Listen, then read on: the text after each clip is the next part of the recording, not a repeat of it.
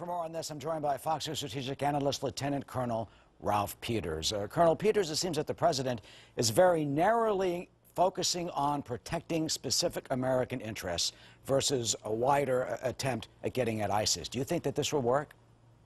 I think the president's narrowly focused on protecting his reputation, what's left of it, and I'm furious. But no, I mean, Eric, we have no strategy. We have nothing that even pretends to be a strategy.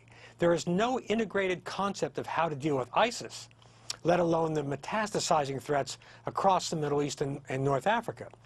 The administration continues to see everything in terms of political advantage. Classic case. We should not know that there are surveillance drones over Syria, but the administration purposely leaked it to journalists because they want to say, well, we're doing something. And by telling people and telling ISIS that we are surveilling them with drones, it says, get ready, hide your vehicles, disperse, get the human shields ready. It flies in the face of all military common sense and decency. I mean, what's the big difference between this administration leaking stuff and Ed Snowden at this point? It's just disgraceful. Well, you know, we know where the training bases are. We know where those camps are. We can see it in Syria. Why haven't we taken them out already? Because the president is a minimalist. He always wants to do not the minimum for the security of the United States, but the minimum he can get away with. He's not a doer. He's a talker. He's at heart a very timid man, a Hamlet forever to be or not to be.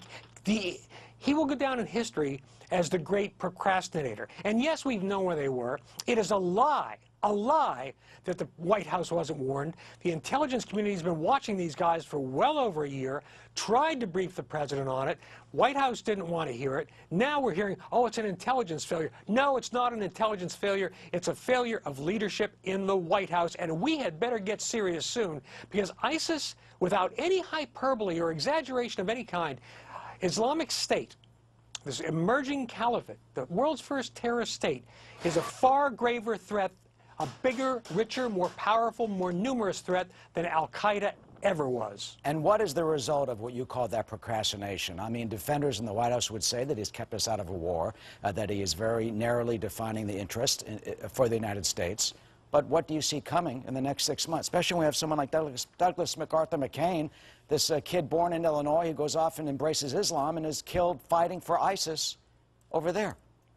Well, the problem, Eric, is that the president himself used the word cancer to describe Islamic State and the threat it poses. And, you know, cancer doesn't get better on its own. And first he tried for over a year to ignore this cancer. Now he wants to shave off little pieces of the tumor. But it's a malignant tumor, and it's growing fast. And he didn't keep us out of war.